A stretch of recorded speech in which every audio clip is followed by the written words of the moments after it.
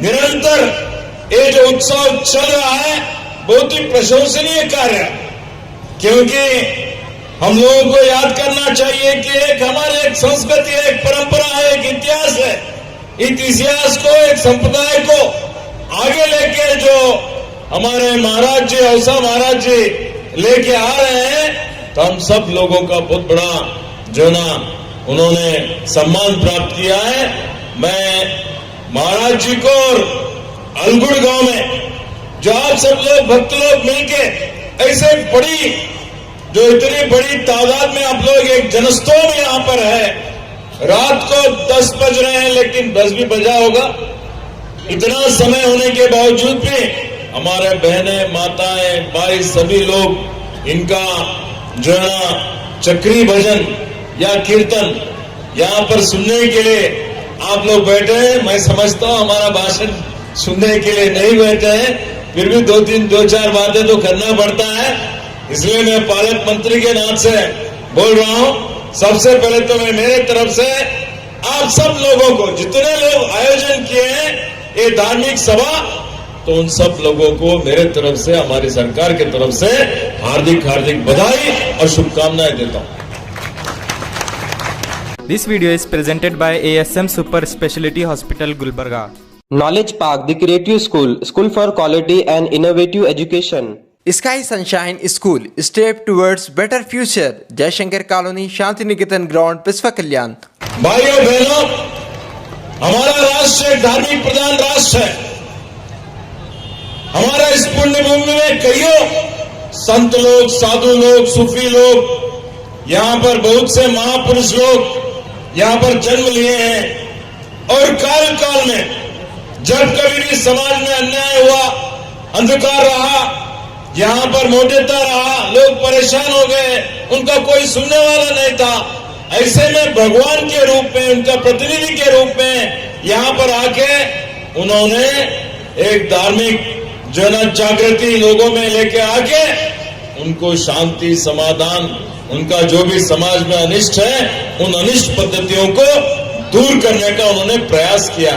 ऐसे पुण्य भूमि में हम लोग पैदा हुए हैं। तो आज हम लोग 21वीं शताब्दी में एक आधुनिक युग में आधुनिकता हमारा नींद चुरा लिया है, क्योंकि हम लोग देख रहे हैं, हम सब लोग सुबह उठते ही दबाव में काम कर रहे हैं। कोई राजकारणी हो, कोई व्यापारी हो, या कोई इंडस्ट्रियलिस्ट हो, या कोई छोटा मोटा कितने भी लोग हैं, सभी इतने टेंशन में काम कर रहे हैं कि सभी लोगों को एक ही दुविधा रहता है, किस तरह से मैं पैसे कमाऊं, किस तरह से मैं यहां पर मेरा कीर्ति बढ़ाऊं, किस तरह से कुर्सी हासिल करूं।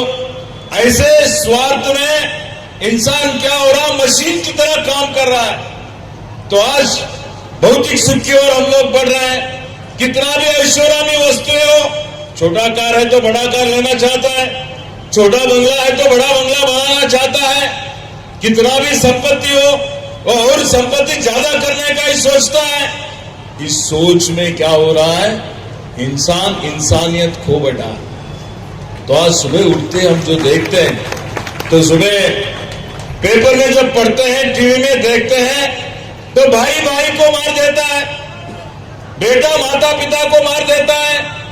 तो यहां पर इतनी हालत खराब है कि महिलाओं के ऊपर अन्याय होता है, अत्याचार होता है, बच्चों के ऊपर अत्याचार होता है। तो ये जो दौर्जन्य चलता है, कहीं प्यार नहीं, मोहब्बत नहीं, विश्वास नहीं है, एक दूसरे के पीठ के ऊपर छोरा भोंकना, यही चल रहा है। तो क्या ये जो ना किसी को शोभा देता है? इंसान की जिंदगी क्या है? इंसान जब यहां पर पैदा होता है तो वो भी खुश रहना चाहिए, दूसरों को भी अपनी तरफ से सेवा करना चाहिए, खुशी का रहने का मौका देना चाहिए। यही इंसानियत है। जो भाइयों बहनों, आज जो हम लोग देखते हैं, धर्मो रक्षिते रक्षिता बोलते हैं, जो धर्म का रक्षण करता है उसका धर्म संरक्षण करता है। धर्म बोले तो क्या है?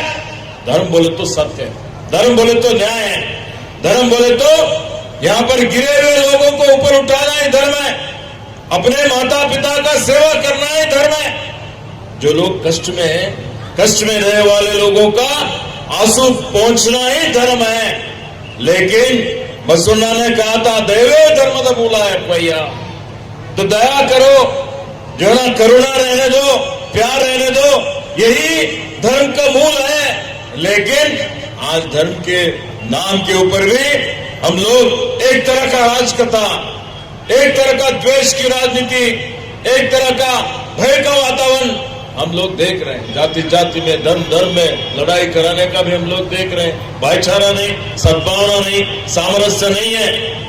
तो भाइयों बहनों, इंसान को क्या चाहिए? इंसान को चाहिए शांति चाहिए, समाधान चाहिए। और शांति समाधान कहाँ मिलने वाला है? शांति समाधान यहां पर मिलने वाला है, धार्मिक सभा में मिलने वाला है। जगत गुरु जी के प्रवचन सुनने से शांति महसूस होता है। पूज्य हरकुट स्वामी जी के प्रवचन सुनने से शांति मिलती है, नेಮ್ಮದಿ मिलती है, समाधान मिलता है।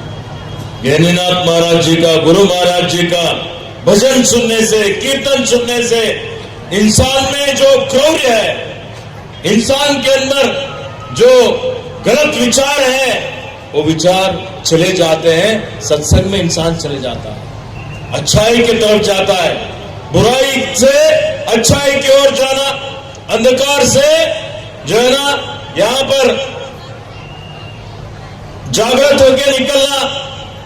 तो ये जो अधर्म से धर्म की तरफ, असत्य से सत्य की तरफ जाना, यही हमारे जो ना ये जो पारायण है, ये जो भजन है, कीर्तन है, प्रवचन है, इससे मनुष्य का जो है ना मन में बदलाव आता है, तो वो सही रास्ते पे चलता है।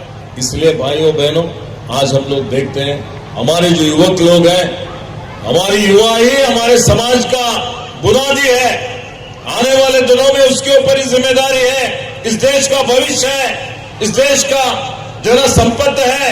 किधर जा रहा है? बहुत प्रतिभावंत है, डॉक्टर, इंजीनियर, IAS IPS है, लेकिन गलत रास्ते पे चल रहा है, व्यसन की ओर बढ़ रहा है, नशा करना, शराब पीना, बहुत से इसे माता पिताओं का गौरव नहीं करना, ये सब हमारे युवक लोग मुख्य वाहिनी में आना है। तो इसे प्रवचन होना चाहिए, चक्री भजन होना चाहिए, कीर्तन होना चाहिए, जिससे कि परिवर्तन होना चाहिए। तो मैं ज्यादा समय नहीं लेते हुए इतना ही कहना चाहता हूं, क्योंकि समय हुआ है आपका प्रवचन का, भजन का, कीर्तन का समय भी आया है। तो मैं यही कहना चाहता हूं कि पालक मंत्री के नाते कर्नाटक राज्य की सरकार जो है, आप लोगों के पूज्य स्वामी जी के आशीर्वाद से 10 महीने पहले हमारी सरकार अधिकार में आया है। सिद्धरामैया जी के मुख्यमंत्रित्व में जितने भी गारंटी हमने बोले थे, वो सब अनुष्ठान में लेके आए हैं। गरीबों के लिए, मध्यम वर्गों के लिए, लोगों के लिए सरकार की तरफ से उनको जो है ना आर्थिक सबल करने के लिए जितने कार्यक्रम हमने दिया है, वो कार्यक्रम आगे भी ऐसे हम लोग उसको आगे लेके जाएंगे बोल के बोलना चाहता हूं। और ये जो बसोन्ना का नाड़ है, हमारे बसो कल्याण अनुभव मंडप, पहला संसद यहाँ पर निर्माण हो रहा है। मैं मंत्री के नाते ही कहना चाहता हूं कि सभी के सहकार से 2025 में बसो कल्याण में अनुभव मंडप का निर्माण का कार्य जो 650 करोड़ से चल रहा है, वो कार्य पूरा करके लोकार्पण करेंगे बोल के आज इस वेदिक, इस मंच से मैं कहना चाहता हूं। उसके साथ साथ जितने भी हमारे परिवार का, मेरे पूज्य पिताजी भीमण्णा खंडेल जी का, मेरा सभी का, इस हमारे पूज्य गुरुजी चन्नबसु पटदेव जी का बसो कल्याण से बहुत बड़ा नाता रह चुका है। बसो कल्याण में विकास में बहुत ज्यादा मुझे दिलचस्पी है। मेरा क्षेत्र भालकी रहे तो भी, कई बार मैं विधायक नहीं रहे तो भी, भालकी बसो कल्याण में आके बसो कल्याण का डेवलपमेंट करने का, प्राधिकार निर्माण करने का, यहाँ पर म्युनिसिपालिटी मंत्री रहे जब अनुदान देने का, सिंचाई योजना बनाने का, सभी कुछ कार्य हमने किया है। बसो कल्याण को मॉडल बनाने का है। आने वाले दिनों में बसो कल्याण एक धार्मिक, आध्यात्मिक, अंतर्राष्ट्रीय प्रवासी केंद्र, धार्मिक केंद्र यहाँ पर होना चाहिए, जो कि विदेश से भी लोग आके यहाँ पर शांति, समाधान, बसो तत्व का अनुसरण करना चाहिए। ऐसे महाराजों का प्रवचन चलते रहना चाहिए।